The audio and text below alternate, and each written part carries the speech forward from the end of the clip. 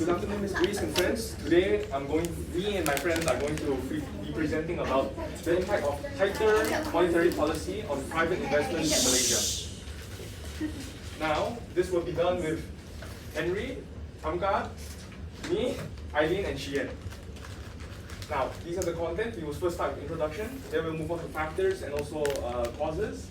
Then we'll be going to policies implemented. Then we will suggest new policies, and we will do a conclusion, and then we will show the reference. All right. First, we have introduction, which will be done by Eileen. Eileen. In the year of 2022, Malaysia has attracted 193.7 billion of group investments, which is a 2.5% increment compared to last year. Malaysia's economic growth will provide the central bank with more room to tighten the monetary policy while the Federal Reserve increases the interest rate. The gross domestic product, that is the GDP data release, has shown that the economy was stronger than expected. The strong GDP growth with 6.9% in the first half of 2022 was backed by an increment of the private consumption and business activities coming out from the COVID-19 pandemic. Domestic and external demand remained hot in the third quarter of 2022 with a growth of 14.2%. The benchmark interest rate was increased to 2.75%, but remained below the pre-COVID level of 3%, with the total inflation in the economy of 3.8%. Now, next we will be talking about the causes and the reasons for why there is a tighter monetary policy. Now, the point of a tighter monetary policy is to first lower the prices. Then to lower government expenditure, which is at what Yishan put, the S, and so also reduce inflation as to lessen money supply. Now, doing this will eventually decrease what's called business investments, such as probably the topic we had, private investments. And the unfortunate drawback of this, of having a tighter monetary policy, is that it increases unemployment rate. Now, next slide. Now we'll be talking about the factors of a tighter monetary policy. Now, just now we were stating those were some of the reasons of why a tighter monetary policy was made. Now we're going to talk about the tools needed to make a tighter monetary policy.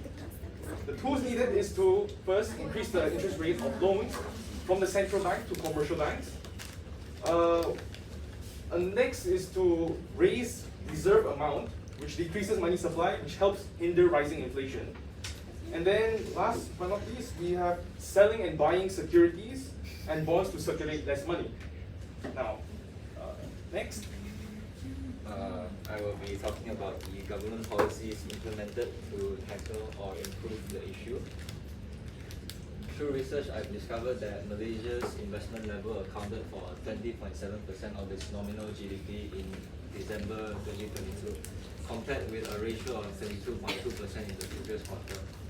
The government had used the contractionary monetary policy in order to lower the investment level. Because of this, the inflation rate is much more stable compared to before. Contractionary monetary policy is the action of the government reducing the purchases of bonds and securities in order to reduce the money supply. This results in a higher interest rate and subsequently decreases loans and investments. As you can see in the graph, the aggregate demand will decrease because business investment is lower than before, as is shown by Yishan just now. The formula for aggregate demand is your consumer spending plus business investment plus government spending plus your net exports, which is your exports minus imports.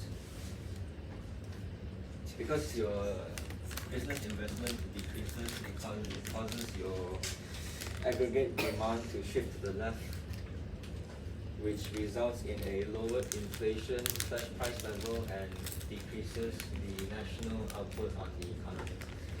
Due to this, the monetary policy is now looser because of the decrease of the investment level. Next, because the investment is lowered, it will also lower the economic growth. In order to solve this, there are many methods, but the one that stood out to me the most was tax concession allowed on companies and corporations' profits stimulate investment during a depression period. This creates a great incentive for great entrepreneurs to invest more. Moreover, tax reduction on income leads to the loss in government revenue on commodities. This results in a lower marginal propensity to consume and hence also lowers the aggregate demand. Next is Xian. The new policy can take action by government to improve private investment, increase public investment policy, strengthen and improve globalization policy. Next, and review taxation policy.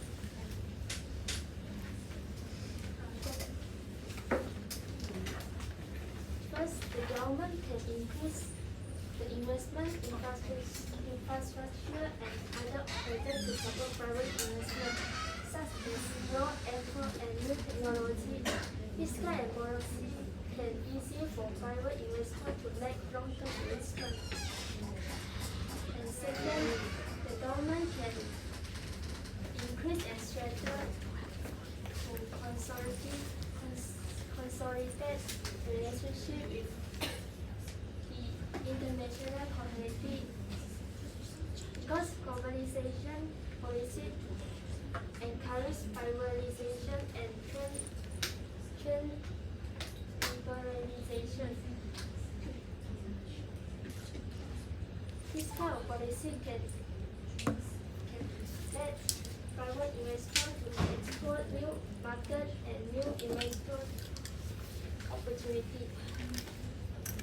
And the last one is the government can reduction the taxations, for example like reduce company tax and income tax. Fiscal policy can to attract private investors to make more investment in the market. Next is the conclusion. The conclusion is the impact of tighter monetary policy on private on private in Malaysia. The first one is the implication of tight monetary policy is to bring down inflation by limiting the circulation of money in the economy. So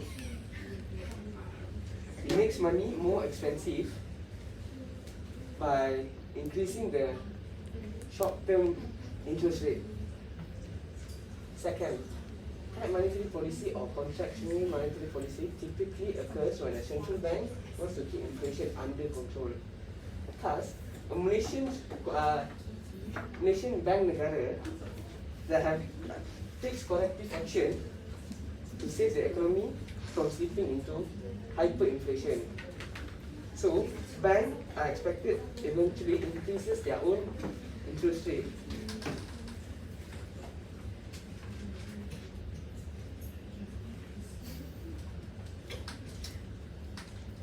Making borrowing more costly for individual and business.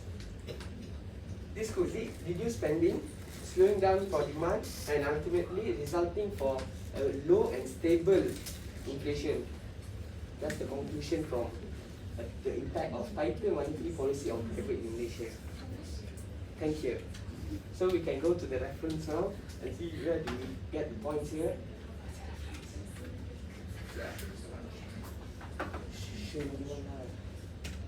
Okay, thank you. Thank you. Thank you.